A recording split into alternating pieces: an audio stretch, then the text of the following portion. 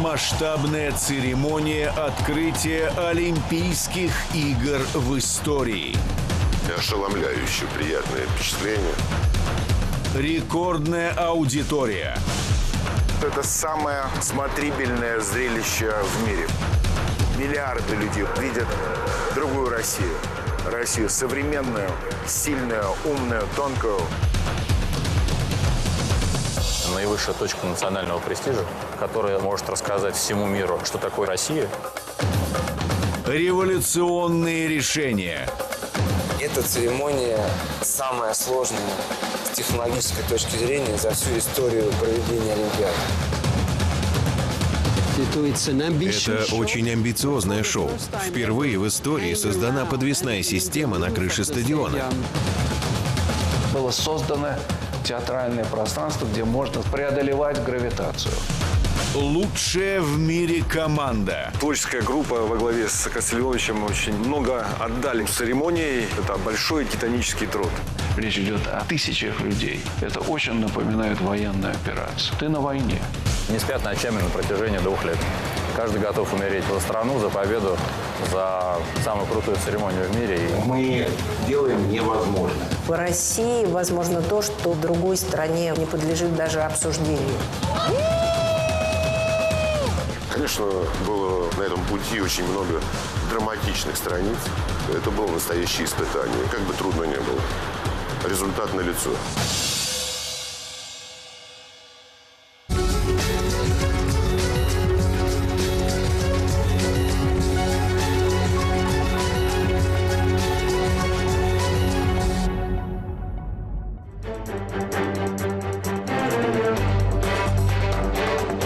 «19 дней до церемонии открытия Олимпийских игр. Стадион Фишт. Репетиция номера 20 век. Подвинули, поехали. Каждый жест, каждое движение отрабатываются круглые сутки.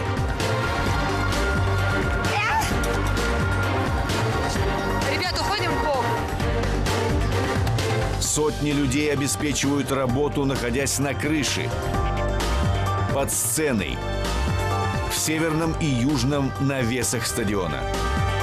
Я королева северного ангара, привет. Отсюда к крыше на лебедках поднимаются декорации. Ну вот смотрите, в данный момент происходит движение, в общем-то, одних из самых крупных декораций из сегмента 20 век. Это один из самых масштабных эпизодов церемонии. 817 актеров. 72 движущихся декорации. Период первой трети 20 века был тем моментом, когда Россия была впереди всей остальной Европы и мира с точки зрения визуального живописного авангарда. Визуальное решение 20 века сформировано супрематизмом Казимира Малевича и конструктивизмом Родченко, Лисицкого и других. У Маяковского есть описание вот этих технологий будущего. Этот подход этих динамичных, кинетических, абстрактных скульптурных композиций, которых передают удар и прорыв русской революции. 105 дней до церемонии открытия. Москва. Цех по производству декораций для номера 20 век. Это все алюминий. Самые крупные декорации номера – эти тракторы. Всего их было сделано 12. Высота от 4 до 6 метров. Длина от 6 до 12. При весе около тонны каждую из таких машин приводили в движение от 2 до 4 человек.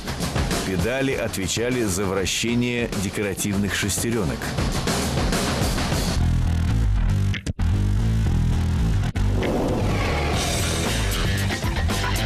Рабочий и колхозница были созданы в Амстердаме.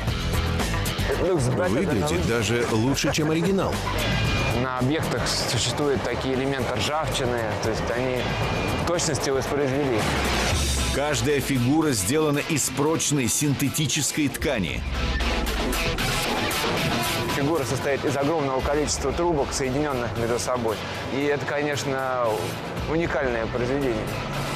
Они надуваются вентиляторами. Вот у этих объектов по 7 вентиляторов, у этих по 11. Декорации для церемонии открытия Олимпийских игр создавались в самых разных странах лучшими специалистами в мире. Россия, Канада, Австралия, Швеция, США, Великобритания. Традиционно для каждой церемонии олимпийской работает весь мир, работают основные компании, мировые лидеры в шоу-индустрии. Все производство контролировалось российскими специалистами. Сейчас нам демонстрируют процесс упаковки в коробку для транспортировки. Готовые декорации переправляли в Сочи в зависимости от их габаритов на грузовиках, самолетах или кораблях. Финальная приемка каждой декорации проходила в ангарах стадиона «Фишт». Ну что же, пошли? Чисто пришла. Только после приемки начинались репетиции. Андрюх, смотри, пошла. Использование воздушного пространства стадиона – главное отличие церемонии открытия Олимпиады в Сочи от всех предыдущих. Это более чем уникально, потому что ничего подобного раньше никогда не происходило. У нас самая крутая творческая команда под руководством Константина Эрнста. Своей харизмой, профессионализмом, опытом смог их объединить в настоящую команду победителей.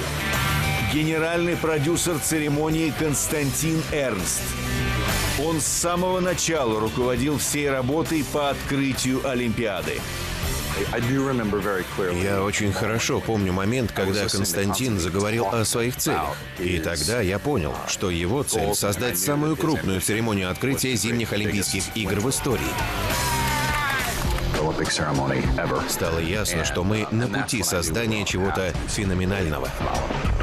Главный режиссер Андрей Болтенко отвечал за визуальное решение.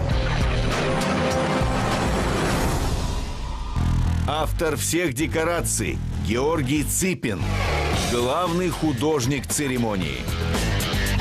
Мы начинали придумывать это с Георгием Ципиным, феноменальным художником-постановщиком. Он очень известен в мире.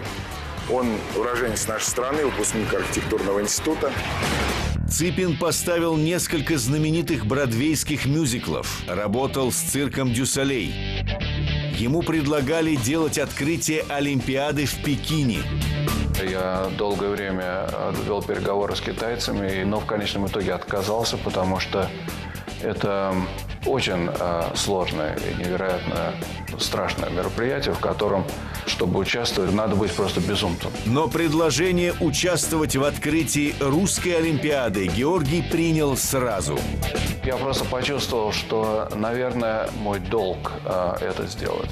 На первых этапах работы над шоу стало очевидно, необходимо найти решение для церемонии, которое поразит весь мир. Мы стараемся организовать праздник для всех любителей спорта в мире, а не только для себя. Хотя, конечно, ваш покорный слуга прежде всего думает о том, чтобы сделать такой праздник для граждан Российской Федерации.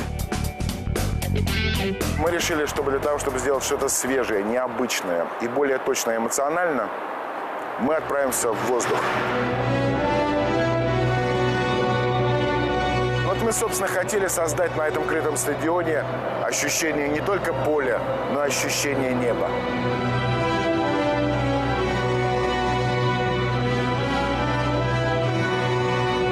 Задача была построить театр в масштабе стадиона, театр невероятных размеров. И в своего опыта я просто понимал, что это невозможно сделать, грубо говоря, без крыши.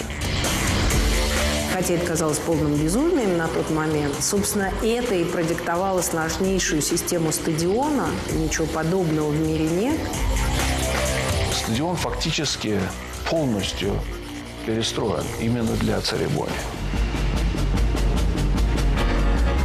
Пришлось изобрести эту вставку, которая будет одновременно не только крышей, а будет и дорогой, по которой будут двигаться различные декорации. Спустя 3 года с начала стройки стадион был готов для репетиций.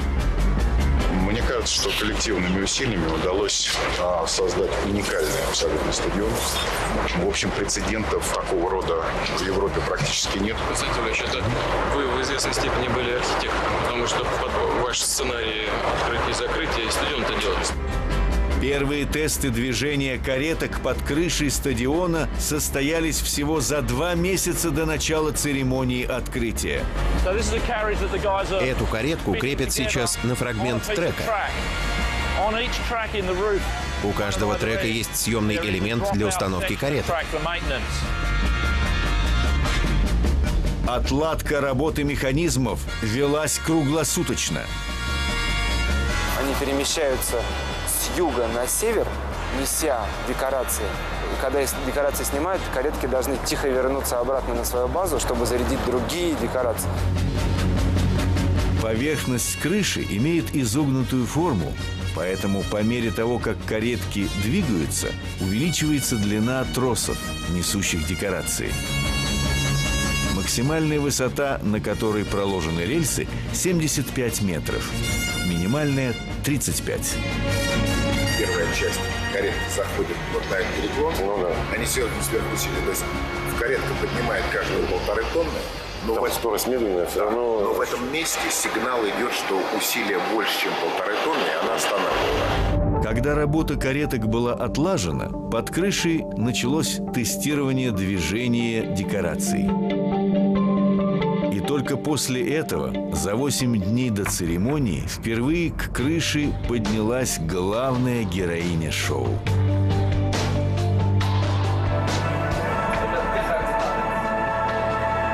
Очень хорошо, Лиса. Молодца. Хорошо.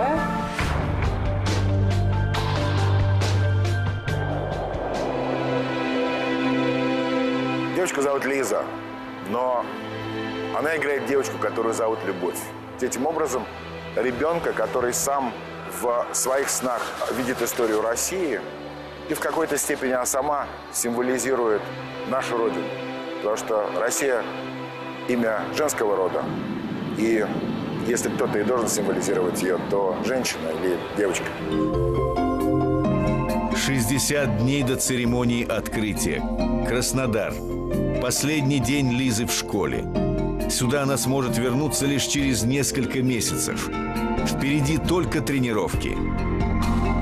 Если тебе нравится, будь чемпионом, играй.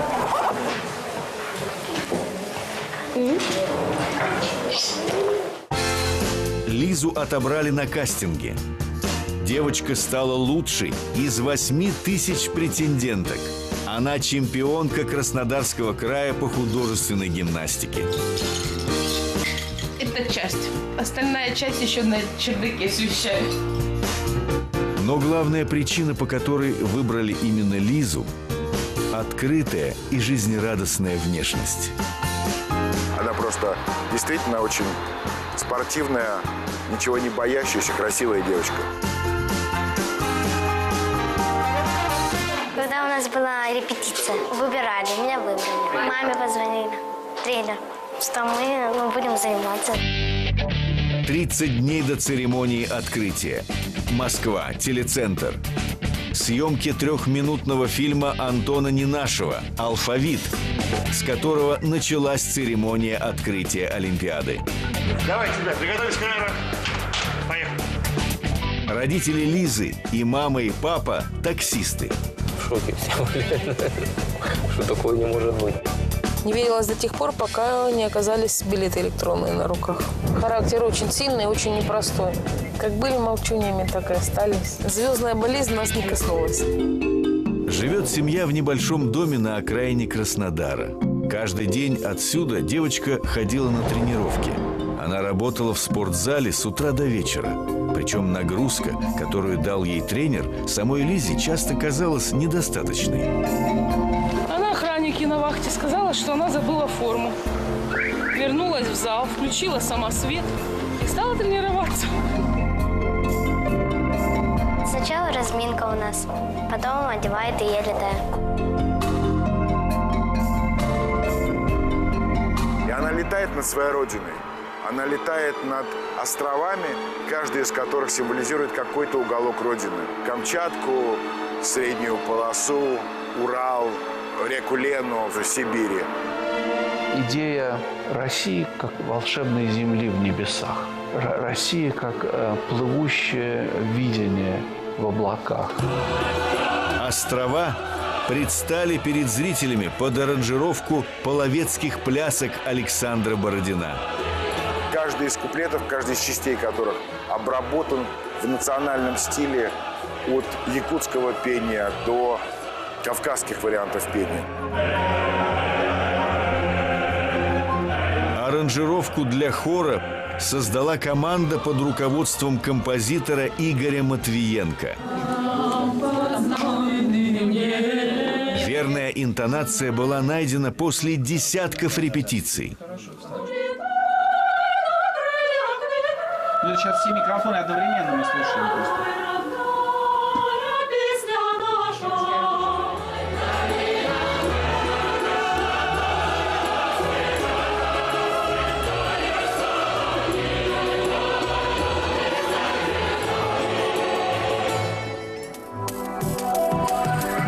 Длина этих островов от 16 до 26 метров.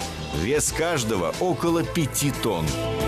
Всего островов 7, и они все имеют принципиально схожее устройство. Это такой достаточно плотный металлический каркас, на который размещается пенопласт, который декорируется в соответствии с творческим решением. Острова полые. Внутри генератор и микропроцессоры, которые управляют всем, что находится на поверхности. Сложнейшие сценографические объекты. Каждый мультимедийный, каждый многослойный, каждый очень сложно запрограммируемый, абсолютно самостоятельные объекты. Настройка острова Камчатка. Он имитирует извержение вулкана. Установленные внутри лампы создают эффект горящей лавы. Парогенератор отвечает за дым. Все работы по отладке проводились около стадиона «Фишт» в специально построенных ангарах. Отсюда готовые декорации на телегах отправлялись в навесы стадиона.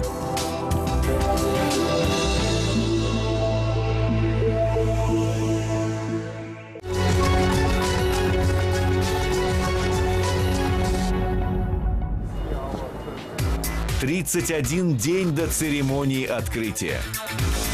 Южный навес стадиона «Фишт». Так впервые пришла в движение «Тройка». Конструкция весом в 9 тонн насыщена механизмами, которые приводят в движение каждую из лошадей. Наша «Тройка» оказалась такого гигантского размера, 23 метра в длину и 20 в высоту. Компания, которая производила по нашему заказу этот декорационный элемент, находится в Швеции для того, чтобы продемонстрировать единственное место, которое нашлось под Стокгольмом. Это военная база, где производят торпеды для подводных лодок, где, собственно, наша лошадка удачно разместилась. Во время церемонии «Тройка» внесла на стадион огромное солнце, а вместе с ним средневековую ярмарку. Хорошо, теперь группы сюда. Постановщик этого номера Себастьян Сольдевилла, один из лучших хореографов мира.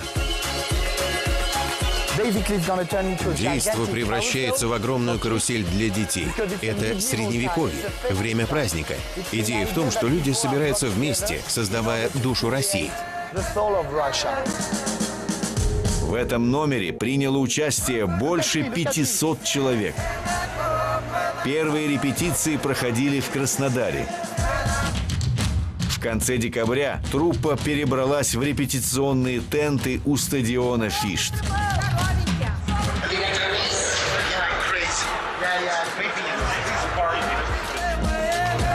20 дней до церемонии. Первая репетиция номера на стадионе.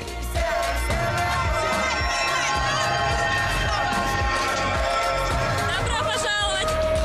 Корректировки в хореографию вносятся сразу после прогона. Идет перестановка, в этот момент они крутятся вот так. Вот так, потом опять.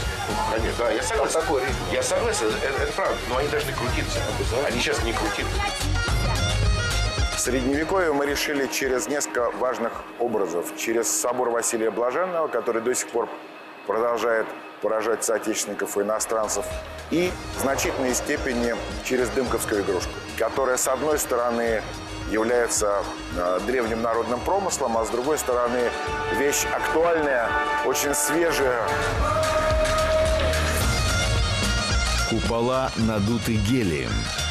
Они буквально парят над стадионом. Это держится на наши пояса специально для того, чтобы шар, купол не улетел под потолок. И на протяжении всего нашего выступления мы должны держать его и контролировать вверх-вниз, вверх-вниз. Часть декораций сделана из тяжелого винила и накачана сжатым воздухом. Их перемещают по стадиону, держа за ручки. 3-метровых бояр толкают 2 спрятанных внутри человека. На площадке на высоте 2 метров стоит еще один. Он отвечает за движение рук и головы.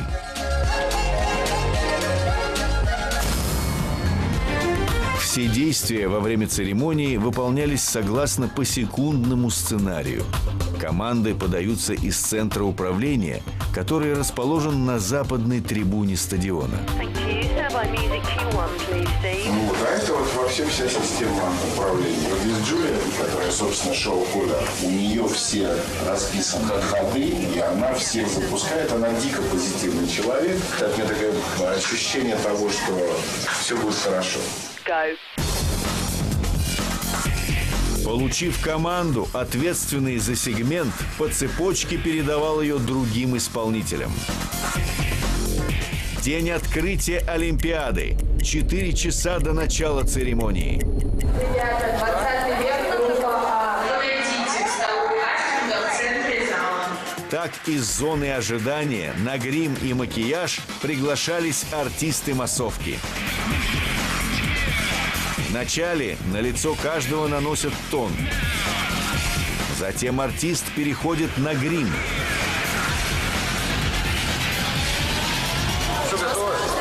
Практически.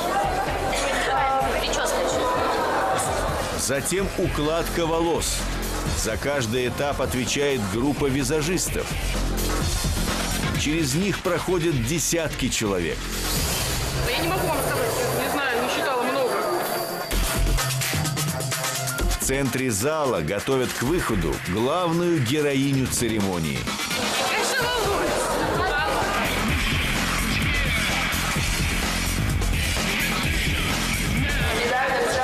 Кто не взял костюм? Костюмерную.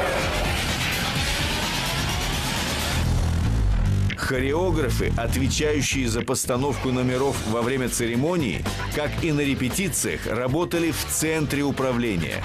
Они постоянно поддерживали связь со своей массовкой. Вы успеваете, ребята, сзади, не переживайте.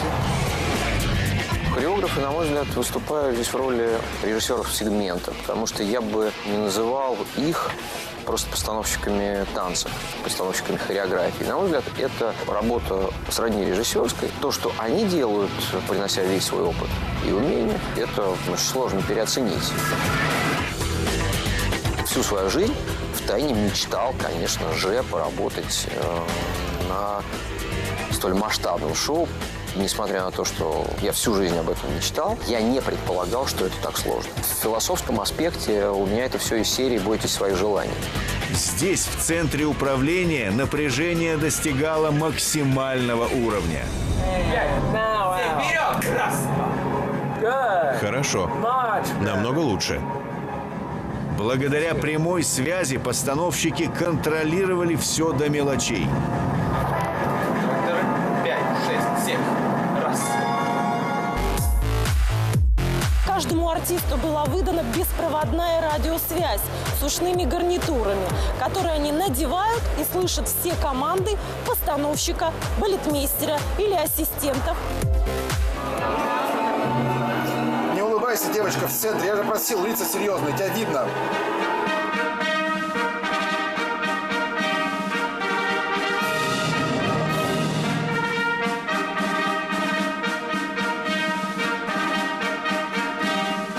Ребята, перейдите на исходную позицию. Хореограф номера «Имперская Россия» Раду Поклитару известен в том числе революционной постановкой балета «Ромео и Джульетта» в Большом театре. В моем сегменте есть ужасно трудный эпизод. Маршируем сотый, не умирай. Ноги 45.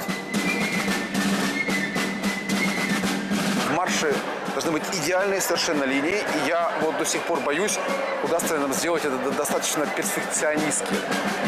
Потому что без этого марш работать не будет.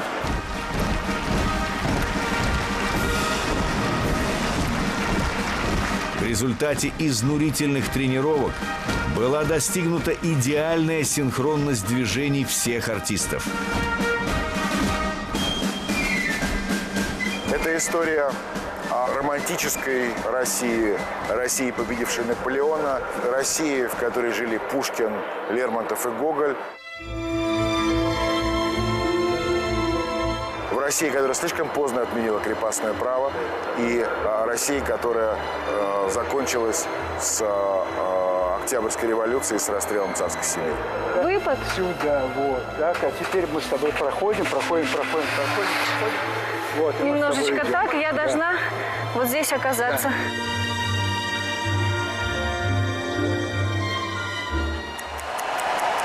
День открытия Олимпиады. 20 минут до выхода на арену ведущих солистов номера «Имперская Россия». Волнуемся ужасно. Прям хочется, чтобы все получилось, никого не подвести. Ой, страшно очень. Волнительно, потому что ответственность очень большая. В постановке бала Наташи Ростовой приняли участие 5 самых известных артистов русского балета. Светлана Захарова, Владимир Васильев, Александр Петухов, Данила Корсунцев и Иван Васильев.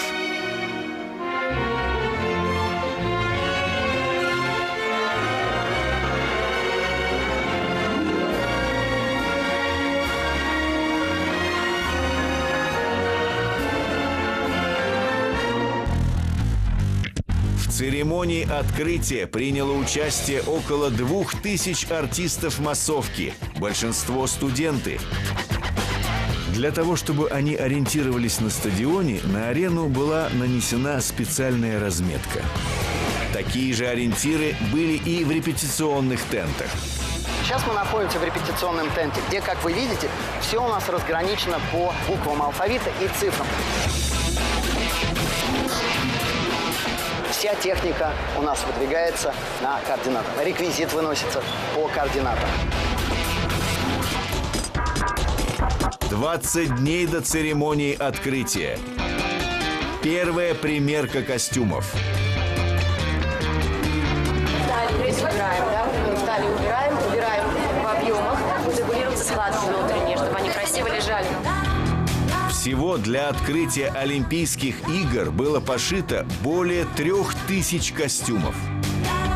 И у нас есть внутренние костюмы, которые одеты под основные костюмы. Соответственно, они фиксируются там лямочки, например, чтобы ничего не было лишнего и видно. Красавчик.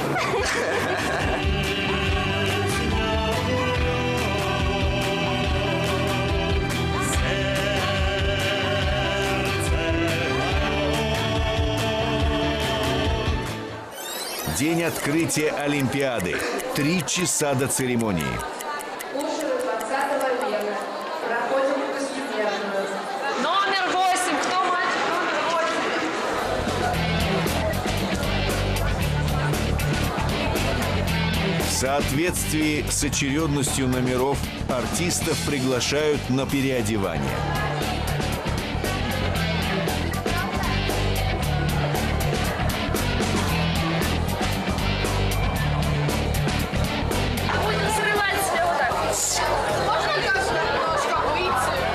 Для обращения с некоторыми костюмами актеры проходили инструктаж заранее. Так она выглядит внутри. Соответственно, питает их батарея, есть радиоуправление, и они на шоу задействованы в момент, когда загорается флаг.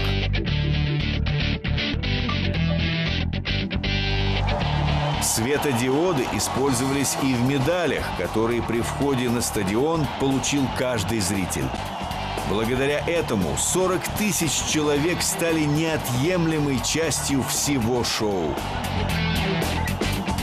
Вот медаль, она из себя представляет пластиковый корпус, где внутри расположено 5 светодиодных лампочек. А вот эта вот черная точка, это и есть инфракрасный приемник. Приемник в медалях получает сигнал из проектора, расположенного под крышей.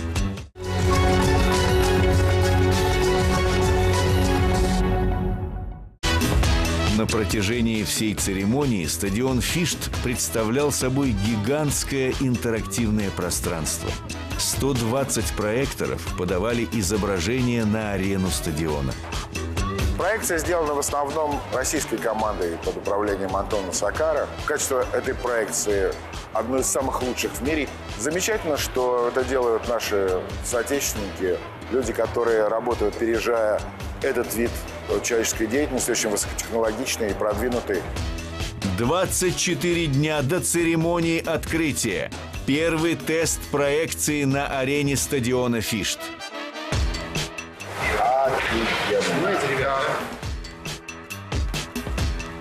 Во время парада атлетов на всю арену проецировались снимки каждой страны из космоса. Размер изображения 100 на 60 метров.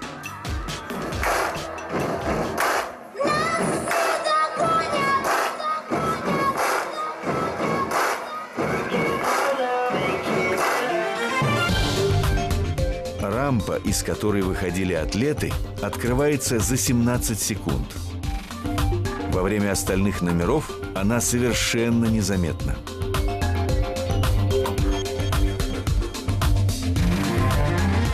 Помимо центральной рампы, под ареной находятся еще 8 лифтов, которые поднимают на поверхность декорации. Мы хотели сделать церемонию высокотехнологичную, настолько технологичную, как, в общем, никому до этого, пожалуй, нигде не удавалось.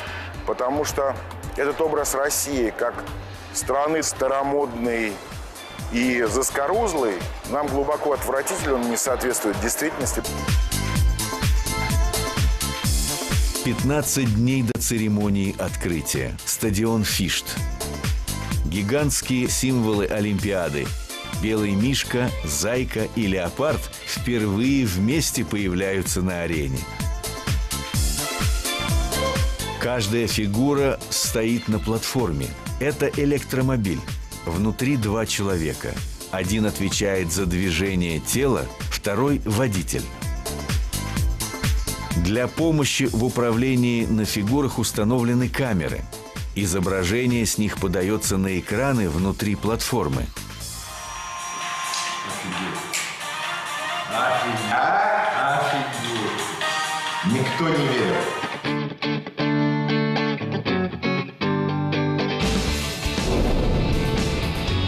«90 дней до церемонии открытия. Мельбурн, Австралия.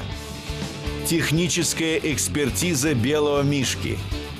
Мы были здесь в сентябре, когда был промежуточный этап производства, где мы только-только еще видели, как вообще выглядит структура мишки, как он работает. Не было тогда еще финальной отделки целиком, а сейчас мы его видим уже во всей красе. Суставы мишки приводятся в движение электромоторами. Сжатый воздух из баллонов имитирует дыхание. То есть сейчас кукловод ничего не делает? Да, медведь просто дышит и смотрит. Вот так он произносит букву «И», а вот так «У». Он абсолютно как живой. Это с 80-го года? Нет, это его внучок. У нас считается, что он внучок. На трибунах становится тихо. Московская Олимпиада 1980 года запомнилась многим мишкой, улетевшим в небо на церемонии закрытия. Я помню, как был волонтером, тогда называлось гидом на Олимпиаде 80. И никогда не мог подумать, что я буду делать церемонию открытия следующей Олимпиады. У меня был большой автобус «Икарус», огромное количество талончиков в Олимпийскую столовую, потому что вся моя делегация, а это была делегация комсомола Грузии, в столовой не ходила. Это было такое ощущение, что Олимпиада – это очень специфический период, просто волшебный. Мы подошли к следующей Олимпиаде русской, в которой я уже занимаюсь чем-то другим. У меня нет романтического ощущения. Я часто вспоминаю, как здорово было работать гидом. Но надо отвечать за то, что ты взялся. Вся церемония открытия Олимпиады в Сочи строится на истории России.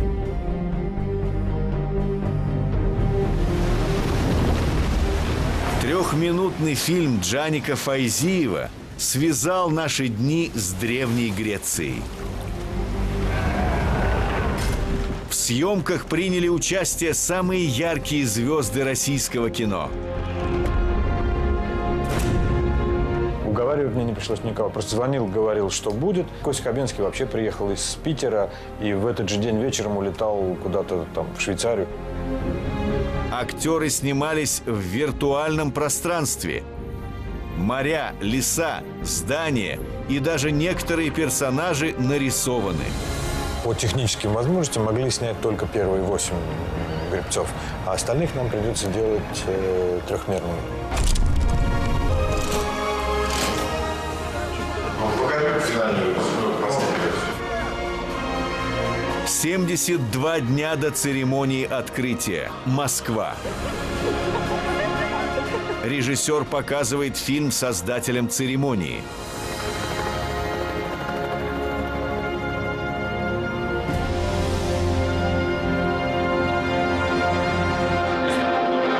Это очень красиво. Отлично. До переезда в Сочи те, кто готовил открытие Олимпийских игр, работали в Москве в этом офисе. Здесь велась работа не только над открытием, но и над закрытием Олимпиады, а также над 2 церемониями Паралимпийских игр. Если это не чертить, просто я взял, перемерил и развернул. То это будет километр. 1,5 на 8. Харизма всего проекта невероятно притягивающая. Работаешь в удовольствие. Всем очень нравится. Всем нравится в круглосуточном режиме. Всем нравится преодолевать себя и делать невозможное. Важно, что все понимают друг друга на подсознании. Это редчайшее качество, редчайшее состояние. Отсюда велся контроль за работой сотен компаний со всего мира, которые создавали тысячи различных элементов шоу. Больше всего реквизита использовано в номере «20 век». Артисты массовки вышли на арену, держа в руках сотни различных предметов. Постановщик номера «20 век» Даниэль Эзралов, потомок русских иммигрантов. Я русский, мои предки из России. Они бежали отсюда во время революции. Прошло 100 лет, и я здесь. Я чувствую себя здесь, на удивление, комфортно. Советская эпоха ожила перед глазами зрителей под композицию, составленную из нескольких знаменитых мелодий той поры. Это компиляция из многих песен, одним из принципов которых является знакомство с большинством из этих песен международной аудитории.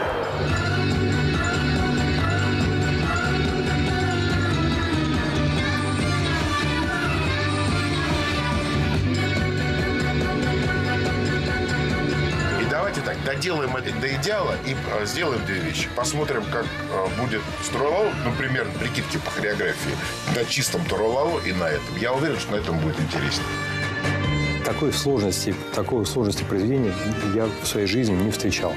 То есть каждый фрагмент — это получилась отдельная песня. Там у нас примерно 8 песен. Это история про период от конца 40-х до конца 90-х годов. Это история студентов, физиков, лириков, стиляк, космонавтов, участников Олимпиады 80. Важнейшие образы и социальные роли, которые на протяжении почти 50 лет определяли лицо нашей страны. 19 дней до церемонии открытия Олимпийских игр. Стадион Фишт. Здесь готовится реквизит для церемонии. Так дорабатывались мотоциклы номера 20 век. Разработана специальная система поддержки атлетов. Производился замер под каждого атлета, под каким углом, в какой позе человек стоит. Вот эта поддержка должна подходить к пояснице.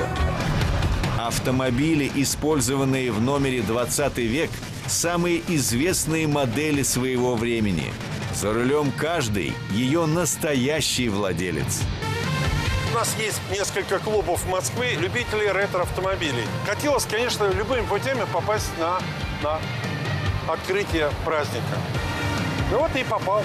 Приготовились все машины уезжать. Уезжают. Роль милиционера, регулирующего движение на арене, исполняет Николай Валуев. Мило. Так проходила его первая примерка. Все нормально, ничего не ждет. Быть причастным к этому вообще событию для меня честь. Ни больше, ни меньше. Последние машины, которые появились на арене, два запорожца – розовый и белый. Их на руках несут по 4 человека.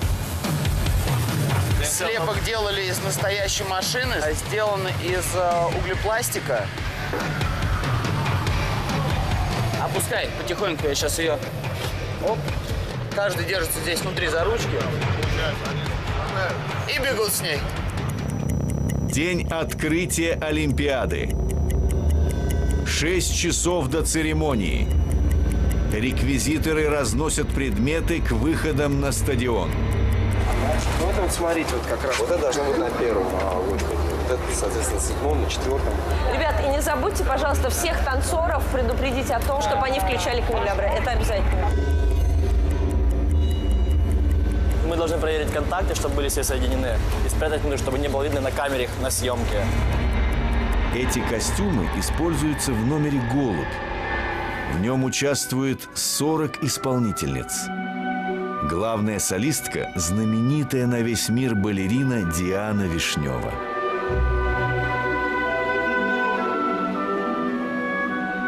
Номер «Голубь» – это официальная часть олимпийской программы. Но нам не хотелось делать что-то официальное, и мы хотели сделать номер, который наследовал традиции русского балета. Думаю, что благодаря Диане Вишневой и другим девочкам, которые танцуют в этом номере, это получится интересно.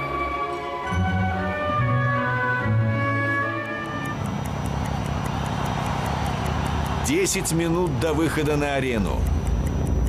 Гримерка Дианы Вишневой.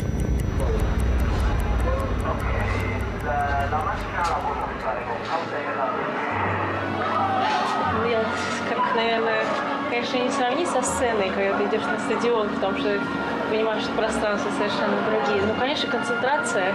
Здесь ты понимаешь, что тебя смотрят миллиарды, что твоя страна, и, конечно, вызывает гордость и честь участвовать здесь. Я себя чувствую не только балериной, здесь, конечно, атлетическим таким героем. Ничего себе! Я должна вовремя включить свет, его выключить. То есть я должна услышать, какое перемещение девушек, которые происходят вокруг меня. Перед тем, как выйти на стадион, артисты последний раз проверяют костюмы и ждут команды на выход.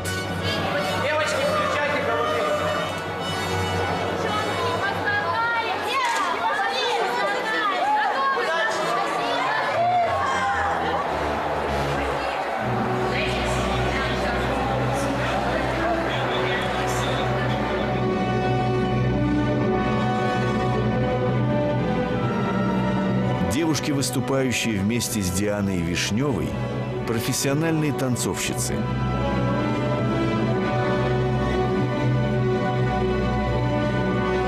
Каждый хореограф отбирал артистов массовки с учетом особенностей своего номера. Илье Авербуху нужны были люди, умеющие хорошо кататься на роликах. Вот эта первая группа шикарная. Вот этот хороший. Вот эту женщину только уберите, да, а так все остальное. И вот этот мальчик, по-моему, слабенький, рыжий. Мы отбирали тех, кто хорошо катается на роликах. Ну, конечно, задача очень сложная, потому что надо пожертвовать буквально месяцем своей жизни. Ребята честно репетируют. 250 роллеров участвовали в одном из ключевых эпизодов церемонии – номере «Олимпийские боги».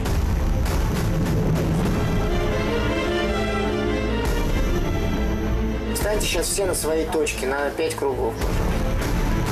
Все давайте разомнемся. Поехали все вместе.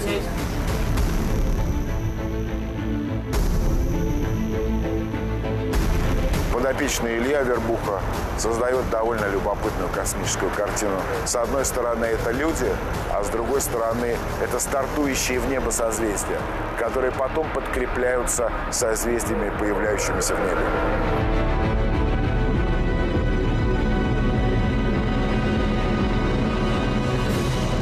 Эти созвездия символизируют зимние виды спорта. Мы хотели всегда вернуться к основе, к первым Олимпийским играм, еще до кубертеновским, еще греческим.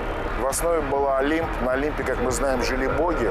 Так как это зимняя Олимпиада, это трибют богам зимнего спорта. Фигуристам, лыжникам, хоккеистам. Всего этих фигур 20. Высота от 8 до 13 метров. Они сделаны из металлического профиля и инкрустированы светодиодами. Номеру «Олимпийские боги» предшествовало исполнение гимна Олимпиады. Солировала Анна Нетребко, лучшая в мире сопрано.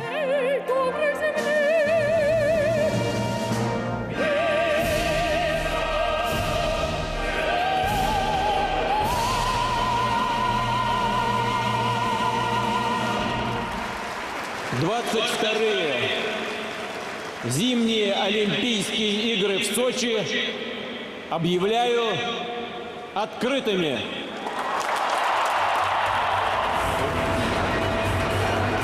Кульминация церемонии открытия. На стадионе появляются факелоносцы. Так завершалась эстафета Олимпийского огня. Преодолев 65 тысяч километров по всей России.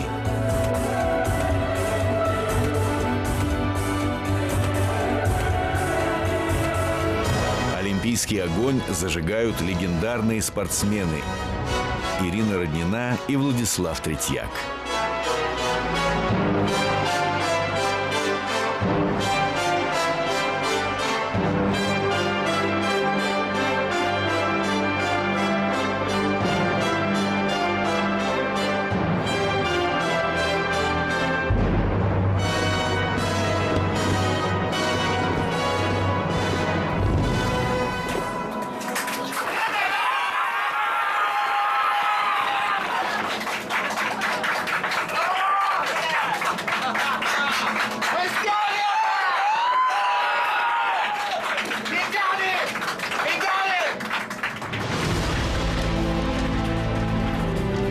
Так завершилась церемония открытия первой российской зимней Олимпиады. Все, кто работал над открытием, сделали все возможное, чтобы это зрелище поразило весь мир.